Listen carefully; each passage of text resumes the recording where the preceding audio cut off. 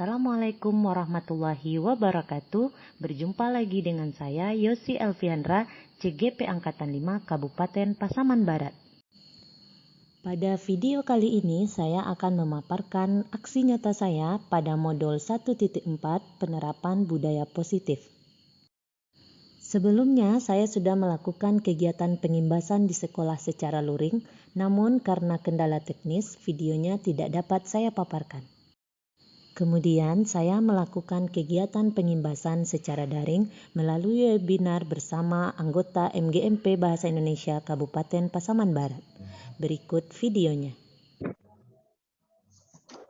Baiklah. Assalamualaikum warahmatullahi wabarakatuh. Waalaikumsalam warahmatullahi wabarakatuh.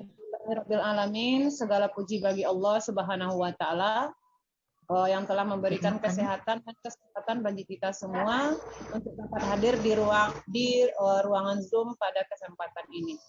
Selawat dan salam tidak lupa kita ucapkan kepada Nabi Muhammad Rasulullah SAW yang berupa doa, Allahumma sholli ala sayyidina Muhammad wa ala ali sayyidina. Yang terhormat Ibu Yosi Elviandra MPD sebagai narasumber dan sebagai CGP Angkatan 5 Kabupaten Pasaman Barat yang akan memberikan materi pada hari ini. Yang sama-sama kita hormati Ibu peserta pengimbasan yang berupa anggota MGMP Bahasa Indonesia se-Kabupaten Pasaman Barat.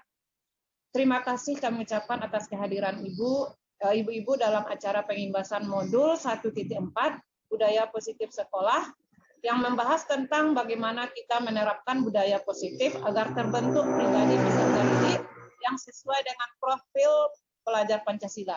Pengimbasan ini khususnya ditujukan kepada guru-guru anggota MGMP se-Kabupaten Pasaman Barat.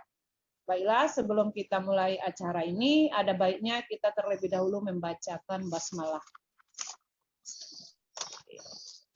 Selanjutnya, untuk menghemat waktu yang tersedia dan penyampaian materinya tercapai keseluruhan, kepada Ibu Yosi Elviandra MPD, saya silakan untuk mulai pengimbasan materi. Silakan. Terima kasih kepada pembawa acara. Assalamualaikum warahmatullahi wabarakatuh. Alhamdulillah, puji syukur kepada Allah yang senantiasa melimpahkan rahmatnya sehingga kita masih bisa berkumpul di ruangan Zoom yang berbahagia ini. Terima kasih kepada Bapak Ibu MGMP Kabupaten Pasaman Barat yang telah meluangkan waktunya untuk ikut berbagi ilmu bersama saya. Saya salah satu CGP Angkatan 5 Kabupaten Pasaman Barat tahun 2022. Selamat datang di kegiatan pengimbasan modul 1.4 yaitu mengenai budaya positif sekolah. Sebelumnya saya mohon izin untuk share screen Ibu-ibu.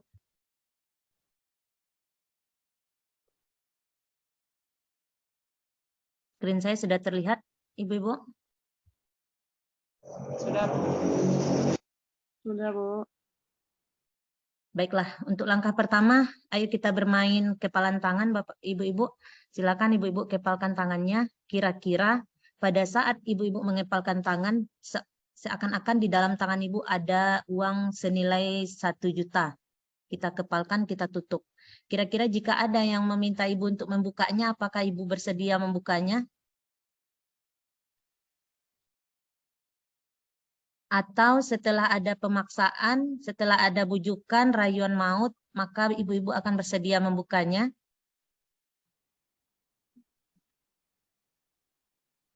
Dah, ini berarti bahwa tetap tidak. Kita akan mempertahankan apa yang ada di dalam genggaman kita karena kita merasa itu adalah hak kita. Nah, ini menggambarkan bahwa segala keputusan itu ada pada diri kita. Hanya diri kita yang akan memutuskan apa yang kita lakukan, apa yang kita berikan, dan apa yang tidak kita lakukan. Nah, hal ini berkaitan dengan teori kontrol, bahwa selama ini teori kontrol yang ada di dalam kehidupan kita, kita merasa guru itu adalah tugasnya mengontrol murid.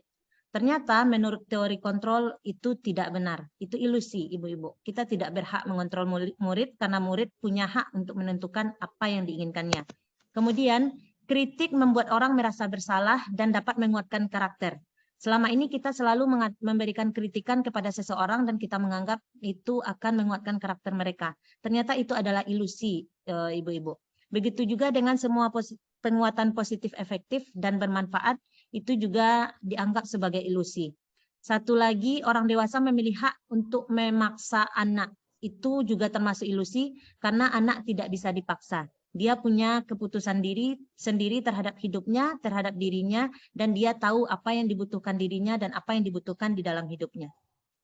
Oleh sebab itu, kita perlu beralih ke budaya positif. Bagaimana caranya? Yaitu dengan membiasakan kebiasaan-kebiasaan positif di dalam kehidupan kita, terutama di sekolah. Nah, sekarang pertanyaannya, kenapa budaya positif? Budaya positif itu adalah suasana positif yang sangat mendukung terlaksananya pembelajaran yang kondusif. Suasana positif akan membuat lingkungan belajar lebih menyenangkan, sehingga proses belajar dapat berjalan tanpa beban dan tekanan, melainkan keinginan dan kesadaran dari dalam diri peserta didik. Suasana positif juga akan membentuk karakter positif peserta didik, sehingga akan menjadi budaya positif peserta didik, budaya positif lingkungannya juga. Jadi apa itu budaya positif? Budaya positif adalah nilai atau keyakinan dan kebiasaan-kebiasaan sekolah yang berpihak kepada peserta didik, sehingga peserta didik dapat menjadi pribadi yang bijaksana dan bertanggung jawab terhadap dirinya sendiri, ibu-ibu. Kemudian kita lihat dulu, apa makna disiplin di sini? Sebelumnya kita menganggap disiplin itu adalah anak patuh terhadap aturan. Benar atau tidak? Kira-kira benar atau tidak kata disiplin itu adalah anak-anak patuh terhadap aturan? Ya, padahal sesungguhnya disiplin itu adalah belajar menurut bahasa Latin. Kemudian disiplin juga membuat orang menggali potensinya untuk menuju sebuah tujuan. Namun dalam budaya kita, makna kata disiplin itu berubah menjadi sesuatu yang dilakukan seseorang pada orang lain untuk mendapatkan kepatuhan. Kecenderungan umum adalah menghubungkan disiplin dengan ketidaknyamanan, bukan dengan apa yang kita hargai atau pencapaian suatu tujuan yang mulia. Nah, kemudian apa yang akan kita lakukan dengan disiplin positif? Kita lihat dulu, seharusnya kita adalah melaksanakan disiplin positif di sekolah. Apa itu disiplin positif? Yaitu pendekatan yang digunakan untuk mendidik anak melakukan kontrol diri dan pembentukan kepercayaan dirinya. Yang pertama, tanpa kekerasan dan tanpa ancaman, melainkan komunikasi tentang perilaku secara efektif antara guru dan peserta didik. Kemudian yang kedua, peserta didik diajarkan untuk memahami konsekuensi dari perilaku mereka dan menumbuhkan rasa tanggung jawab dalam diri mereka. Kemudian yang ketiga, menumbuhkan kesadaran serta memberdayakan peserta didik untuk melakukan sesuatu tanpa sogokan, ancaman, atau hukuman. Nah, selama ini apakah Bapak Ibu merasa sering mengancam peserta didik? Iya. Misalnya, kalau kamu terlambat, maka kamu membersihkan kamar mandi. Atau benar. kalau jawaban kamu benar, ibu akan memberi kamu 1 buah roti. Atau jawaban kamu bagus, ibu akan memberi kamu nilai 100. Itu sudah menjadi kebiasaan kita ya ibu-ibu. Ternyata itu bukan budaya positif.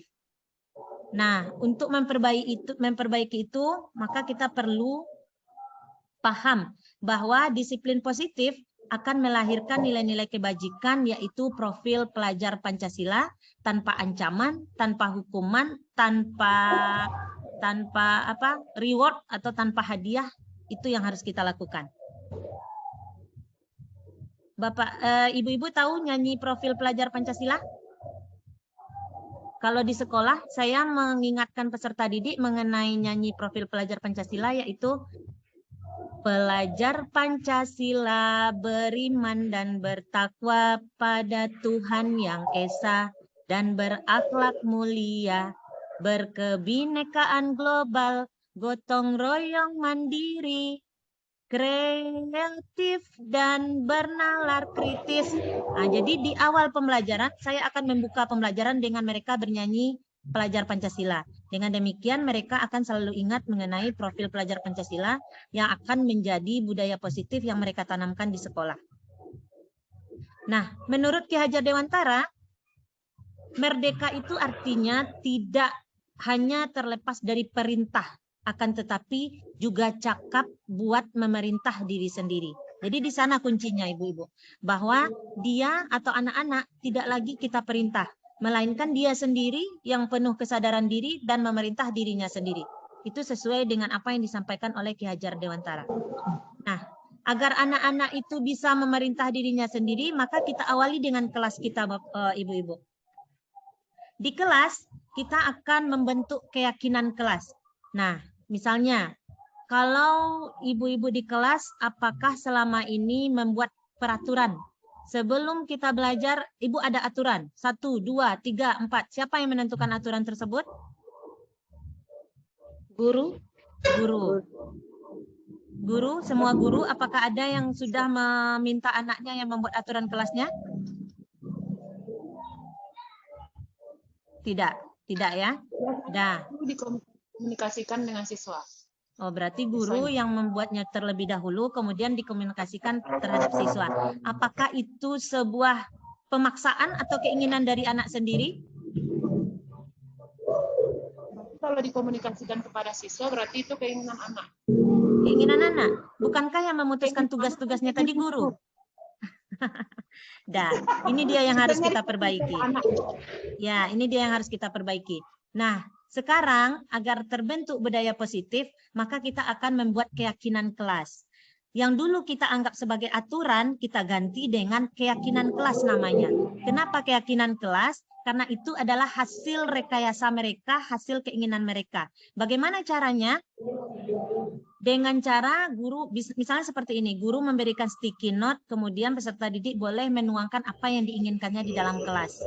Nah, kemudian dari hasilnya itu nanti kita tempelkan ke dinding, kemudian kita bacakan, anak-anak membacakan, kemudian kita pilih mana yang akan kita terapkan di kelas kita. Untuk keyakinan kelas ini tidak perlu banyak-banyak. Cukup 5 atau 6 saja, tidak perlu ada 10, 20, tidak perlu. 5 atau 6 saja, tetapi dengan catatan itu diyakini oleh semua anak-anak, mereka sadar akan konsekuensinya, mereka tahu dengan apa yang mereka lakukan. Nah, jadi keyakinan biasanya lebih menggerakkan seseorang dibandingkan mengikuti serangkaian peraturan. Nah, ini saya melakukan, sudah menerapkan keyakinan di kelas. Saya minta anak-anak untuk membuat di sticky note, kemudian kami pilih dan kami tempelkan di tempat yang bisa kami akses bersama. Kemudian setelah pemilihan keyakinan kelas tersebut, anak-anak nanti kita minta untuk membacakan hasil keyakinan kelasnya. Seperti itu.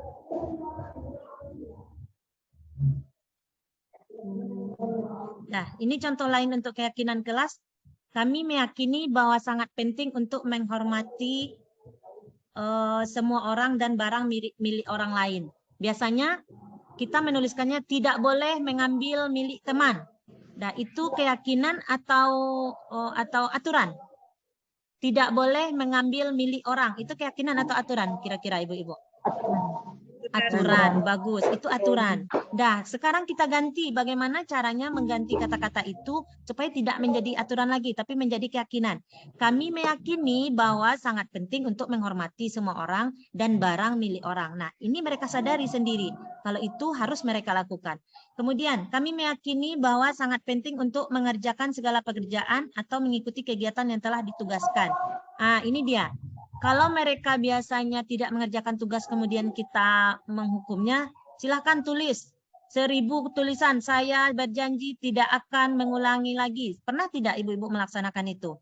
Tulis dalam satu buku, saya tidak akan mengulangi perbuatan saya lagi. Saya tidak akan mengulangi perbuatan saya lagi. Apakah kira-kira itu akan memunculkan kesadaran dalam diri anak? Enggak. Tidak. Iya, itu hanya akan menghukum anak sesaat dan menimbulkan rasa kesal dalam diri anak. Nah, sekarang kita kembalikan dia ke keyakinan kelas. Kamu terlambat, kamu tidak mengerjakan tugas, atau misalnya kamu tidak mengerjakan tugas. Apa keyakinan kelas kita? Meyakini bahwa sangat penting untuk mengerjakan segala pekerjaan atau mengikuti kegiatan yang telah ditugaskan, Bu. Berarti apakah kamu mengikuti keyakinan kelas kita? Tentu tidak, Bu. Jadi apa yang akan kamu lakukan ke depan? Memperbaikinya, Bu. Dah, harus seperti itu. Kalau kita sudah menerapkan budaya positif di sekolah. Dah. Nah, untuk bisa melaksanakan keyakinan kelas itu dengan baik, maka kita sebagai guru juga harus paham bahwa ada 5 kebutuhan dasar manusia.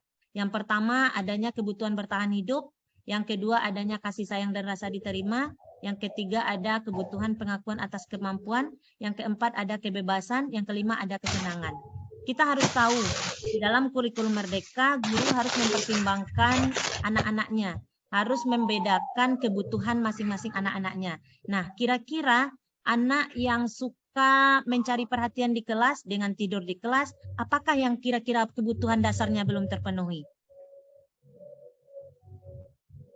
Apa Nomor 2 kira-kira kayaknya, Ibu? Bu.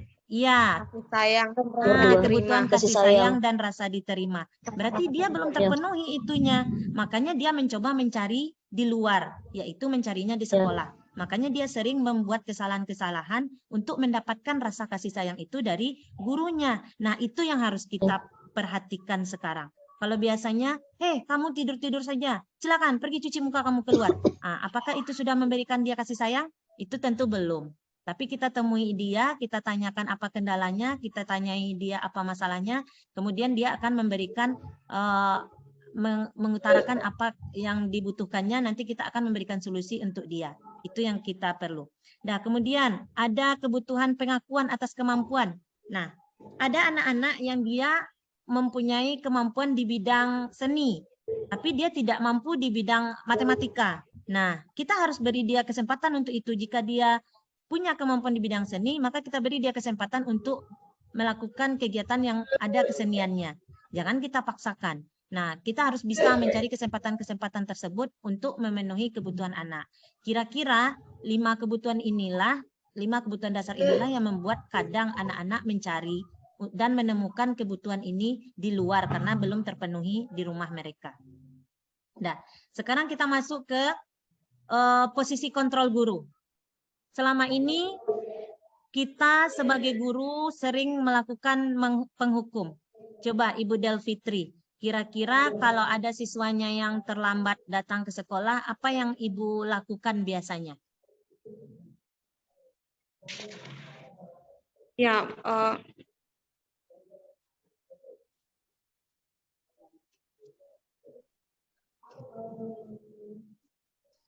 Ya, Ibu Delfitri? ya. Baik, Pak, maaf saya terlempar tadi, Bu. Ya biasanya kalau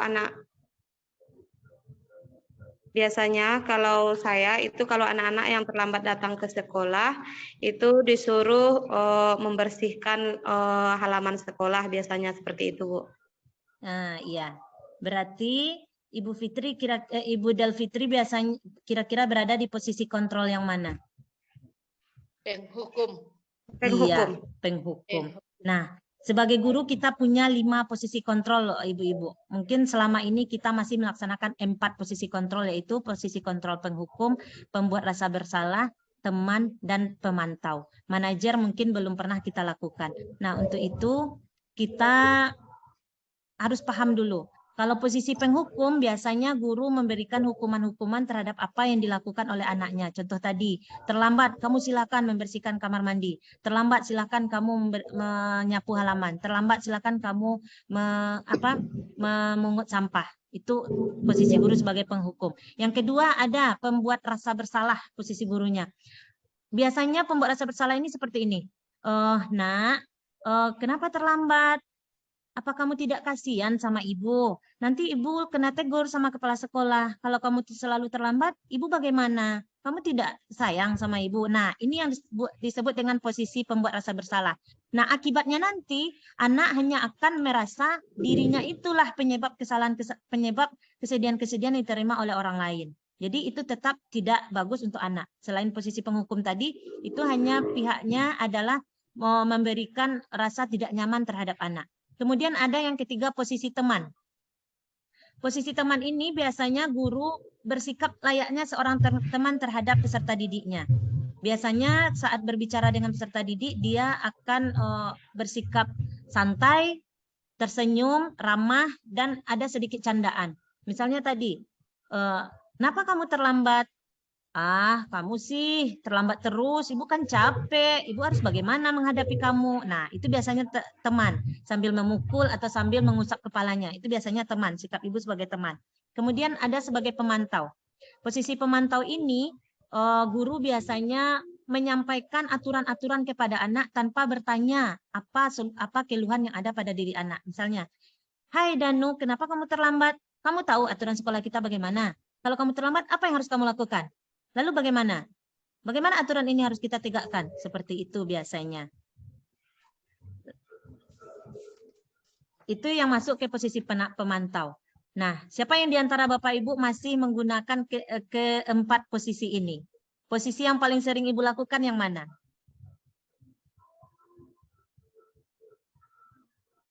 Penghukum kayaknya. Penghukum. Yang lain? Satu. Penghukum. Penghukum, ya, penghukum. Sekarang kita akan memperbaiki itu, yaitu dengan menjadi manajer. Dengan menjadi manajer ini, yaitu nanti kita akan membuat anak-anak menyadari sendiri apa kesalahannya, kenapa dia melakukan hal tersebut. Contohnya, kamu terlambat. Kenapa kamu terlambat? Terlambat memang biasa. Orang yang memiliki banyak kegiatan biasa terlambat. Tapi kira-kira apa yang akan kita lakukan ke depannya supaya kita tidak terlambat lagi? Nah, kita tanya sama anak. Jadi nanti kita akan membimbing anak supaya mencari sendiri solusi atas kesalahan-kesalahan yang telah mereka lakukan. Itu posisi guru sebagai manajer. Baiklah, kita akan melihat contoh penerapan dikutip dari laman YouTube Kemendikbud. Ya, Ibu-Ibu. Saya coba share videonya.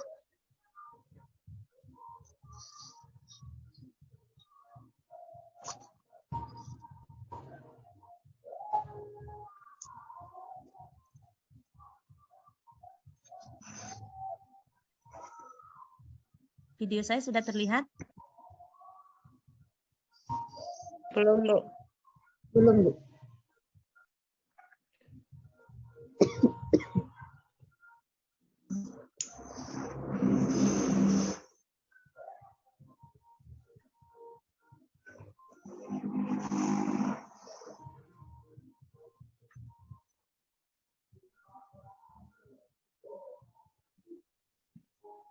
Kita saksikan bersama posisi-posisi guru itu ya.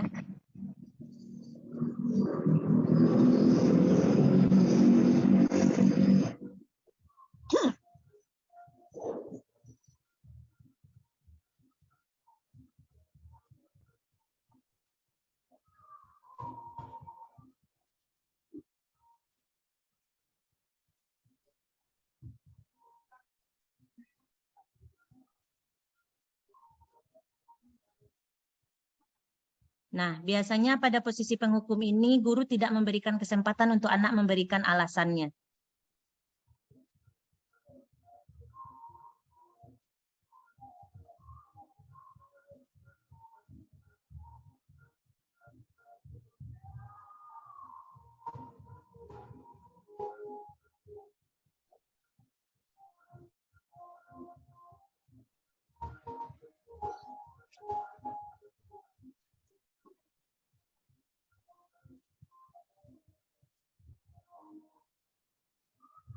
Nah, coba kita pikirkan dulu Ibu-Ibu, apakah ada kaitan antara keliling lapangan basket dengan dia terlambat? Nah, tentu tidak. Ya, malahan akan membuat dia lebih terlambat lagi untuk masuk ke kelasnya. Padahal kita belum tahu kenapa, apa alasan dia untuk terlambat. Dan si guru penghukum tadi tidak memberi kesempatan sama sekali terhadap si Naren untuk memberikan penjelasan kenapa dia terlambat. Nah, kemudian kita lihat lagi posisi pembuat rasa bersalah.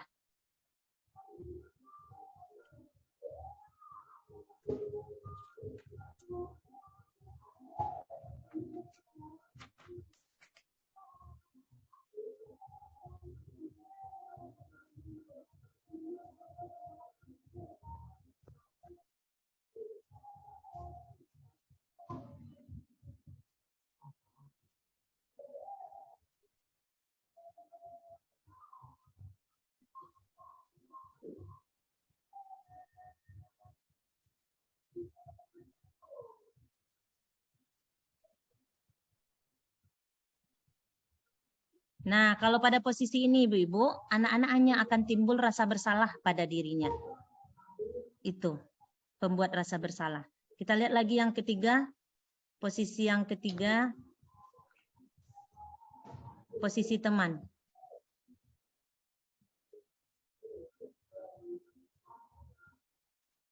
Nah, dia lebih santai.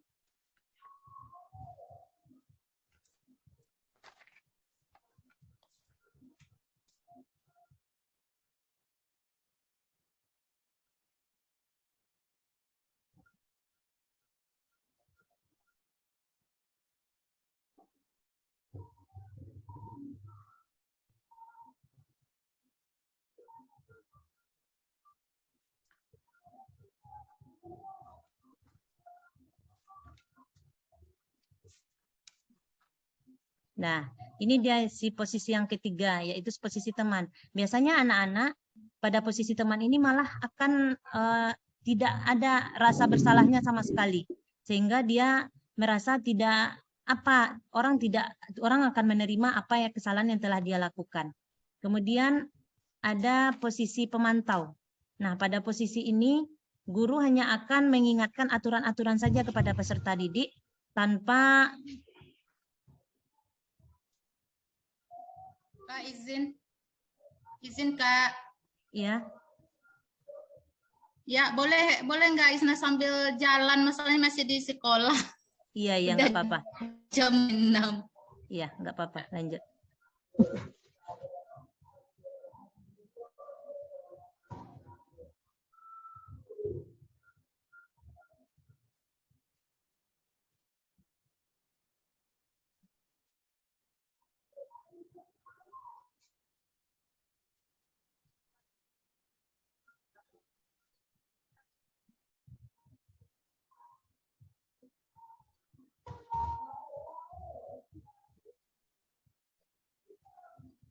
Nah, itu posisi kontrol yang keempat, yaitu guru hanya mengingatkan aturan-aturan dan tetap tidak memberi kesempatan kepada anak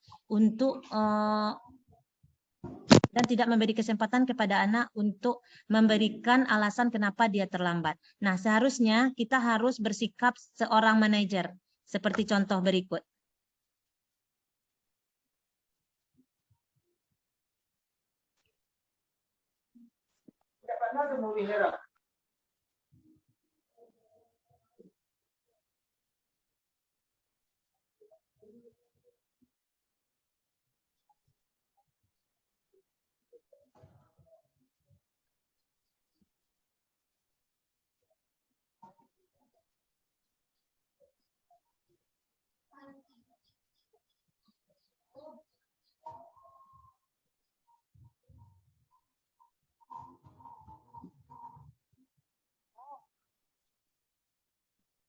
Nanti.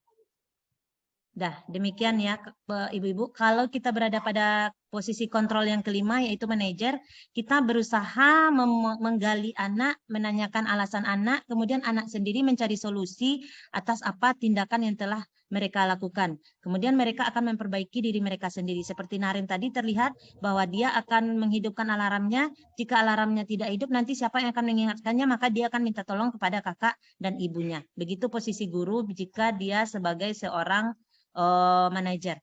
Kita kembali ke screen saya.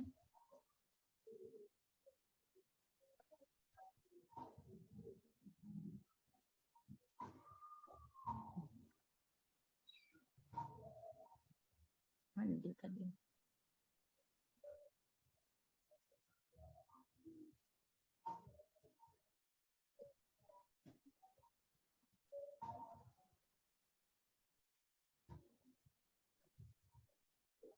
Dah, jadi untuk dapat menerapkan posisi kontrol guru sebagai manajer tadi, kita dapat menggunakan langkah restitusi namanya ibu-ibu.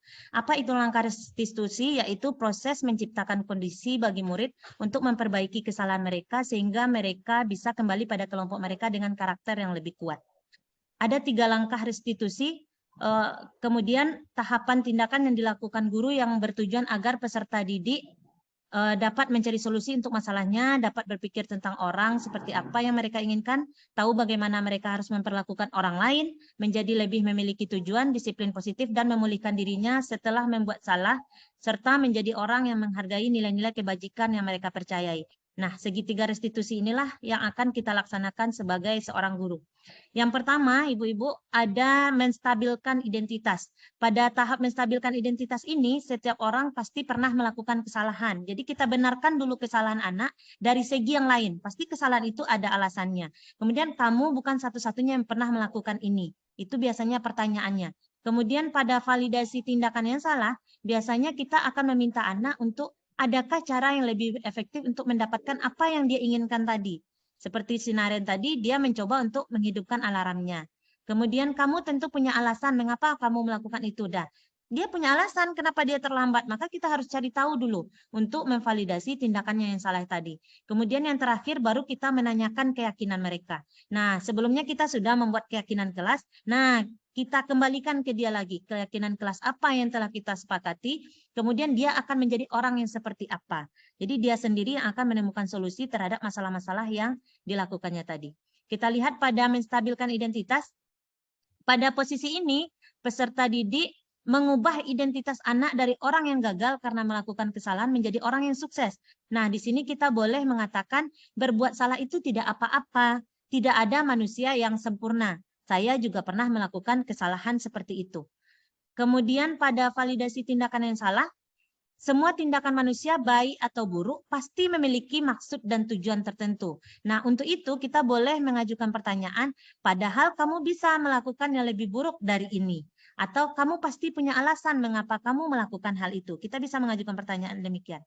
Kemudian pada validasi tindakan yang salah, anak akan siap untuk menghubungkan dengan nilai-nilai yang dia percaya tadi pada keyakinan kelas yang sudah kita susun dan berpindah menjadi orang yang dia inginkan. Untuk itu kita bisa menggunakan pertanyaan, apa yang kita percaya sebagai keyakinan kelas kita, kemudian nilai-nilai apa, nilai-nilai umum apa yang telah kita sepakati. Jadi kita kembalikan dia lagi ke keyakinan-keyakinan kelas yang sudah kita siapkan sebelumnya. Agar kita sama-sama memahami, mari kita saksikan video berikut.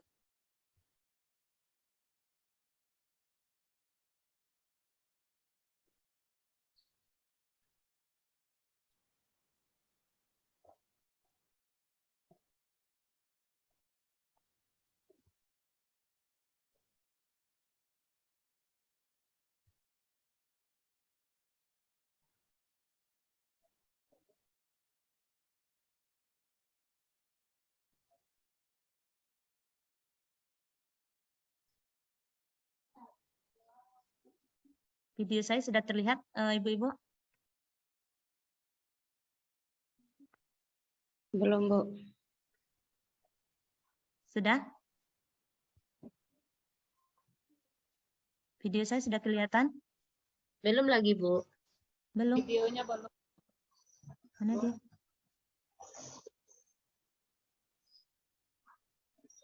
Ya.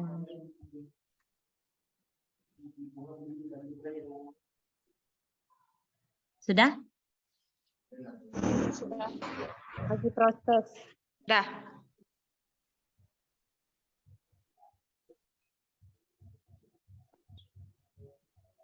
Suaranya tidak terdengar.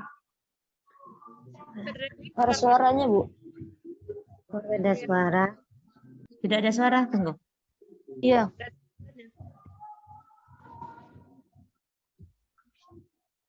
Sekarang sudah ada? Belum.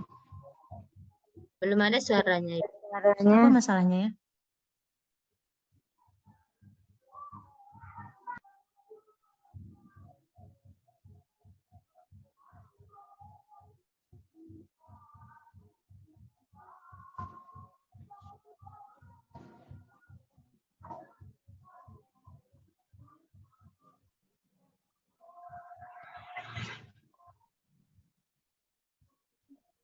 Ini proses identifikasi masalah tadi.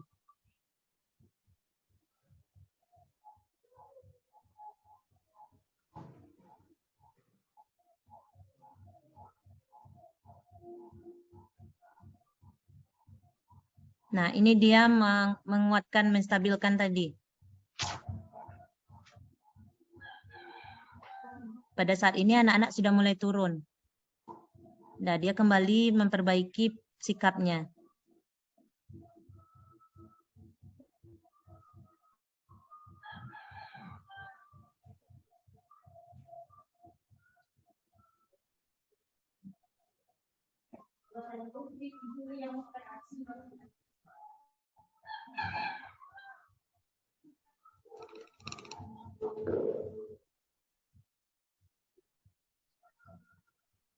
Nah, ini kita masuk menanyakan keyakinan dia.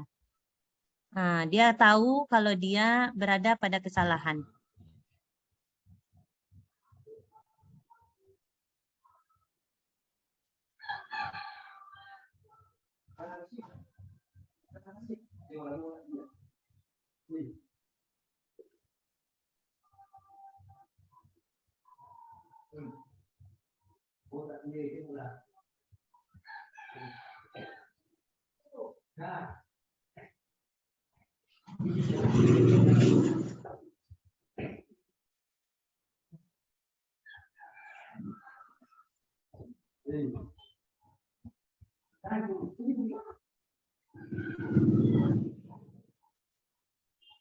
Dah.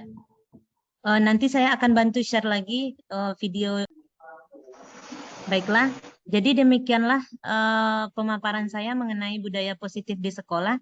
Kesimpulannya adalah bahwa kita sebagai seorang guru mempunyai 5 posisi kontrol, yaitu posisi kontrol pemberi hukuman atau penghukum, pembuat rasa bersalah. Yang ketiga, posisi kontrol sebagai teman. Yang keempat, posisi kontrol sebagai pemantau.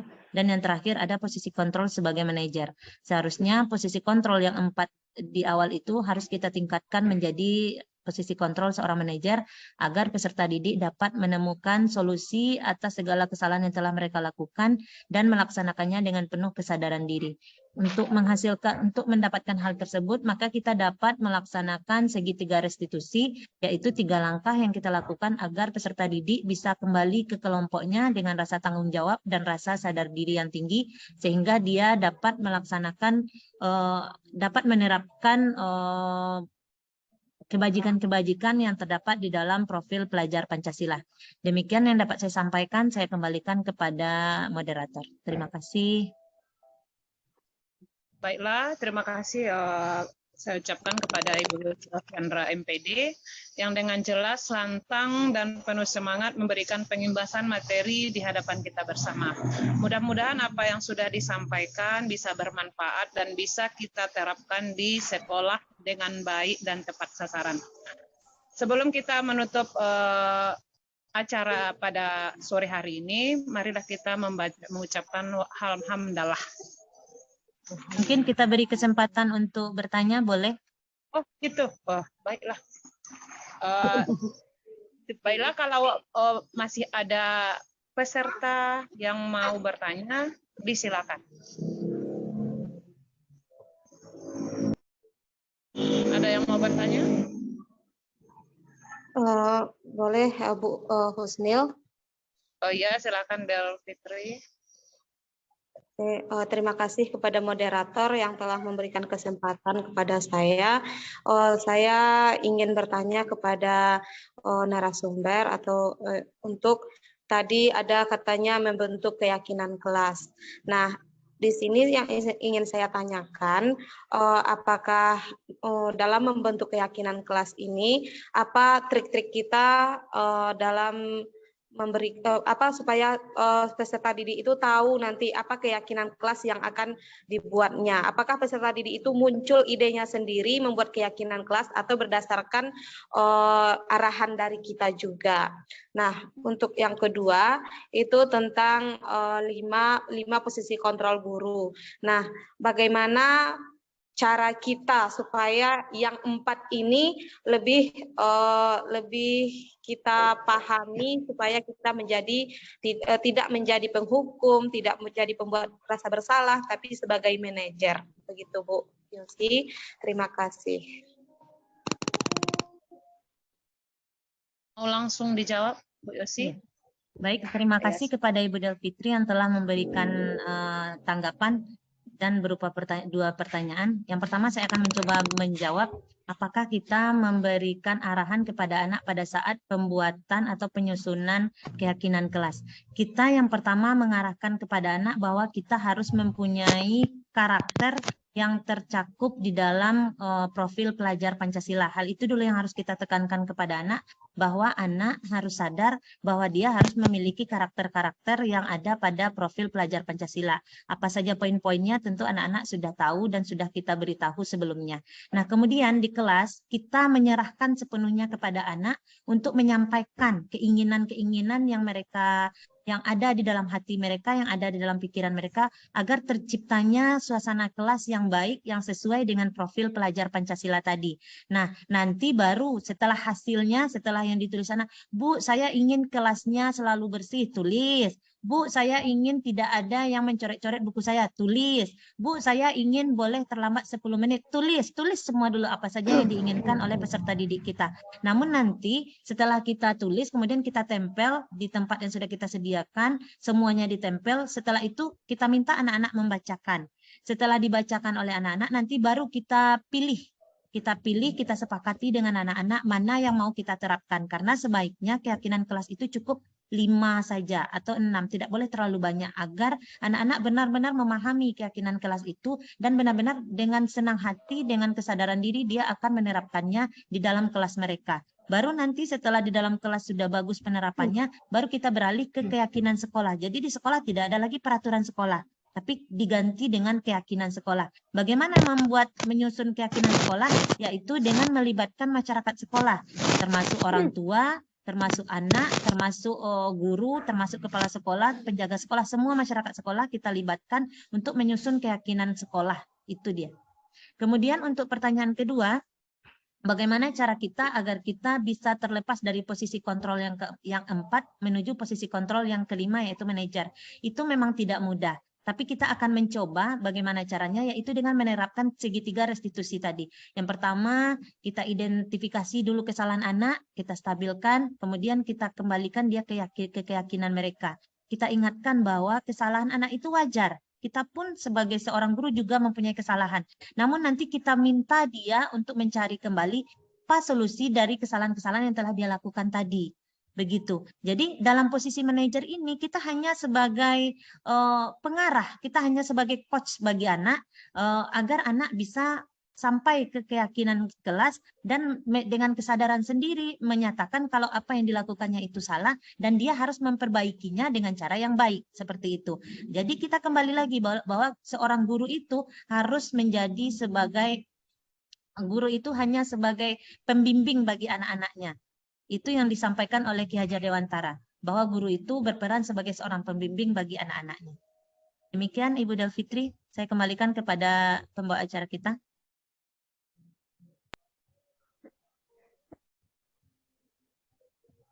Suaranya?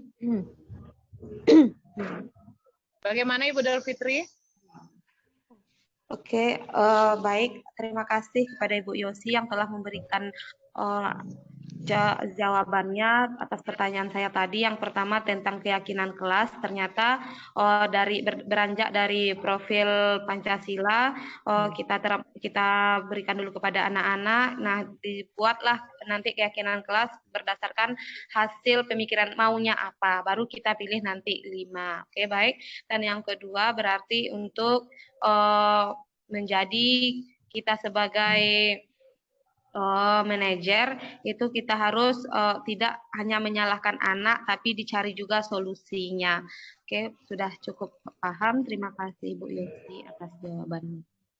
Ya, terima kasih kembali Bu Delfitri atas partisipasinya.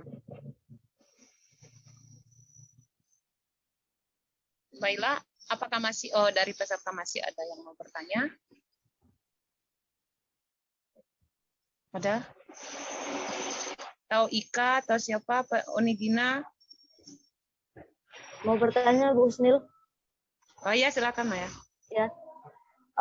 Tadi Bu Yosi mengatakan tidak semua siswa itu mengerti dengan pelajaran seperti matematika. Sekarang ada siswa yang suka seni atau olahraga.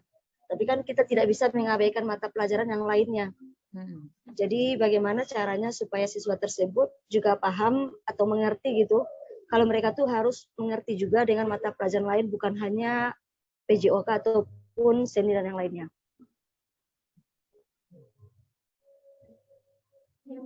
Ya, silakan Ibu Yosi. Jawab pertanyaan dari Maya. Bu Maya.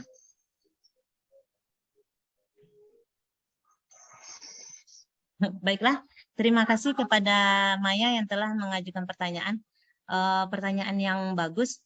Inilah nanti kaitannya dengan pembelajaran berdiferensiasi namanya. Jadi di kelas nanti kita harus memperhatikan gaya belajar anak dan kebutuhan anak. Nanti saya mungkin akan kembali berbagi informasi kepada teman-teman mengenai kebutuhan peserta didik, kemudian bagaimana penerapan pembelajaran berdiferensiasi di kelas. Nah, di sini secara garis besar saja saya akan memberitahukan bahwa di kelas sebagai guru ada anak yang kuat di matematika, ada anak yang kuat di seni, itu tuh tidak masalah. Nanti caranya adalah di awal pembelajaran kita temukan dulu kemampuan anak di mana. Jadi nanti pengelompokan anak itu berdasarkan kemampuannya. Ada kemampuannya tinggi, kemampuannya sedang, kemampuannya rendah. Nah, anak yang tinggi kita tidak perlu memberikan pendampingan secara 100% lagi. Kita membiarkan mereka belajar secara mandiri. Kemudian untuk anak yang sedang, kita nanti memberikan pendampingan secara berkala. Tidak terus-menerus, tapi ada. Kemudian yang ketiga, kita memberikan pendampingan yang full kepada anak yang kemampuannya rendah. Di situ dia. Jadi kemudian kita juga memperhatikan gaya belajar anak. Ada anak yang auditori, ada anak yang kinestetik, dan ada anak yang visual. Oleh sebab itu pembelajaran harus kita ciptakan dengan memperhatikan ketiga macam anak itu. Jadi di dalam kelas kita tidak boleh hanya menyajikan, kalau bahasa Indonesia menyajikan teks saja. Bagaimana dengan anak yang auditori? Kalau kita hanya menyajikan suara saja, bagaimana dengan anak yang visual? Nah, itu yang harus kita sampaikan, kita ciptakan nanti di dalam pembelajaran berdiferensiasi kita. Insya Allah nanti saya akan share kembali sedikit pengetahuan saya mengenai pembelajaran berdiferensiasi sehingga anak bisa mencapai apa yang seharusnya mereka capai secara bersama-sama walaupun kemampuan dan kebutuhan mereka berbeda di kelas. Terima kasih. Baiklah, terima kasih Bu Yosi. Bagaimana Bu Maya? Iya, terima kasih Bu Yosi atas penjelasannya. Mudah-mudahan bisa kita gunakan untuk kedepannya. Terima kasih, sama-sama. Baiklah. Bu Yosi, saya ada pertanyaan. Boleh? Ini tentang siswa. Siswa saya kan di sekolah ada laki-laki satu orang, tapi umurnya harusnya sudah SMP kelas 3, ya SMP kelas 3 atau SMA kelas 1. Tapi karena terlambat atau perkembangan otaknya itu lambat, mungkin kalau bisa harusnya dia disekolahkan di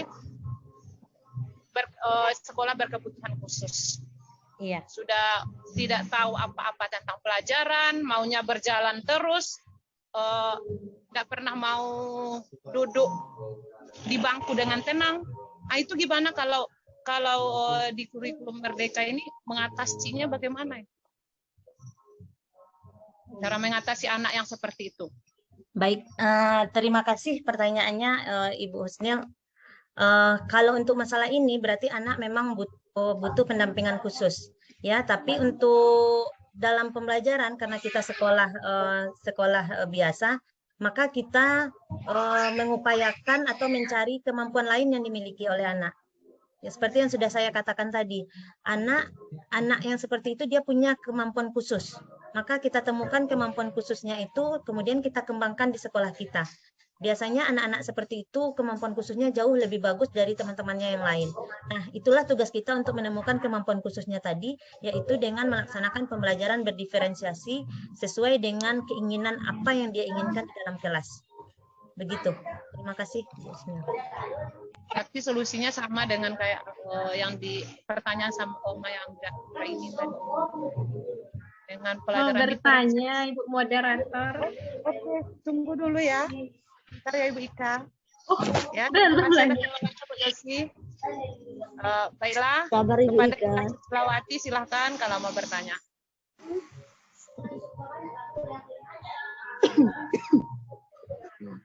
Ibunya masih sibuk. Ya, silakan. Silakan Ibu Yosi, ya Ibu Ika. Terima kasih atas waktunya Ibu moderator. Dan saya ingin bertanya kepada Ibu Yosi, ini sesuai tugas LK1 kami, Bu, ada berdiferensiasi. Saya sependapat dengan Ibu, kemarin materi kami yaitu kalau di kelas itu kita harus menyesuaikan kebutuhan siswa. Ada kinestetik, ada auditory, ada visual. Nah, yang saya ingin tanyakan, apakah setiap jam pelajaran itu kita menggunakan ketiganya di kelas, Bu, atau bergantian setiap pertemuan atau sekaligus ketiganya? Di sini saya kurang paham, Bu, penerapannya. Ini sesuai dengan LK.2 kami, Bu.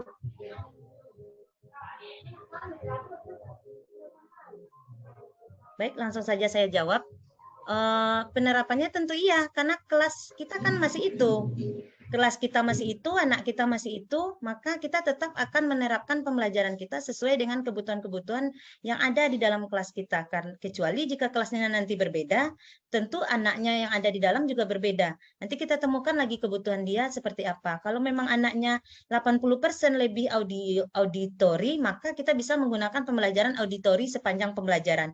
Tapi kalau seperti tadi, lebih banyak yang ada auditori, ada kinestetik, ada visual, maka ketiga-tiganya harus ada di dalam pembelajaran kita. Kiatnya adalah misalnya untuk materi misalnya materi berita. Kalau materi berita kita tampilkan dalam bentuk video, itu sudah untuk anak auditori. Nah, untuk anak yang visual nanti kita tampilkan dalam bentuk koran, kertas. Dia ada teksnya, ada gambarnya. Seperti itu. Jadi bisa kita beda-bedakan dalam kontennya, dalam konten pembelajarannya bisa kita beda-bedakan. Di sana nanti akan berkaitan itu, seperti itu. Saya kembalikan kepada moderator. Terima kasih Bu Yosi. Bagaimana Ibu Ika atas jawaban yang diberikan Bu? Terima kasih Bu Yosi atas jawabannya, dan nanti saya akan berusaha dalam proses pembelajaran ketiganya sekaligus. Ya. Apakah dari peserta lain masih ada yang mau bertanya? Atau bertanya tentang keresahan saat mengajar? Atau menerapkan kurikulum merdeka? Silakan siapa? Negina. Silakan, Aprigina. Begini, terkait dengan apa yang disampaikan oleh Ibu Ika Susilawati, karena penerapan ada anak, pembagian anak ya, ada anak audio, ada anak visual, ada 3. Bagaimana cara kita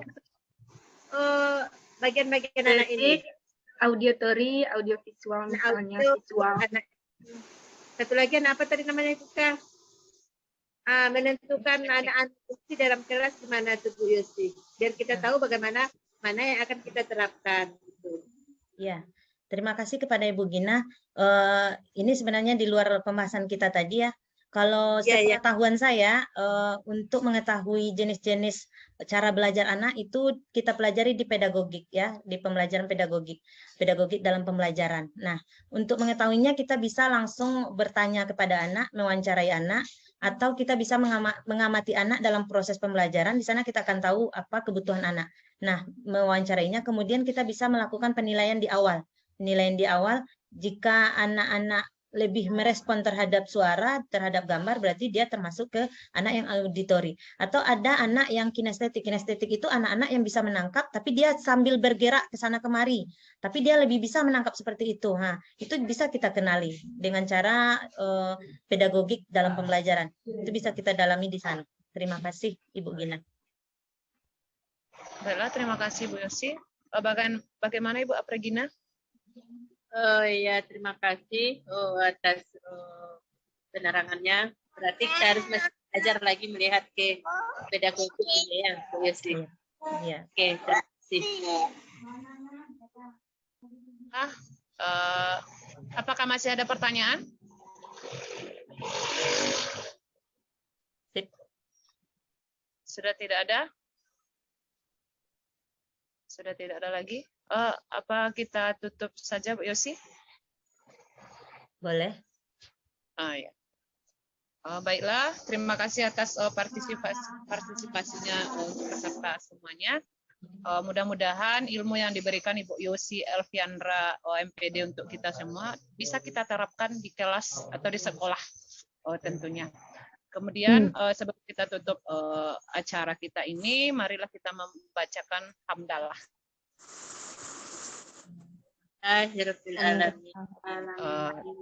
Terima kasih semuanya. Saya mohon maaf atas segala kesalahan atau kata-kata yang salah dari saya.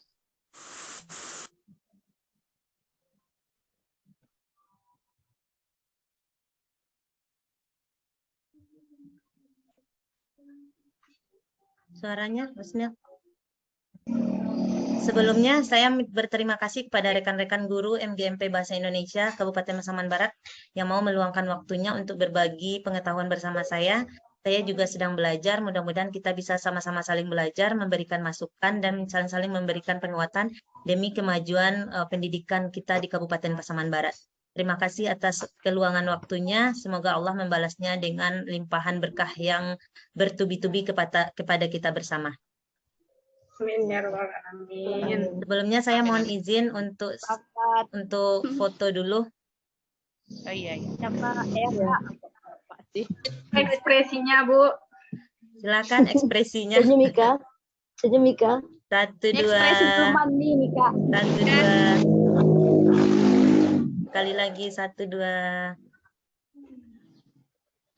Terima kasih. Assalamualaikum warahmatullahi wabarakatuh. Terima kasih Uni. Waalaikumsalam warahmatullahi wabarakatuh.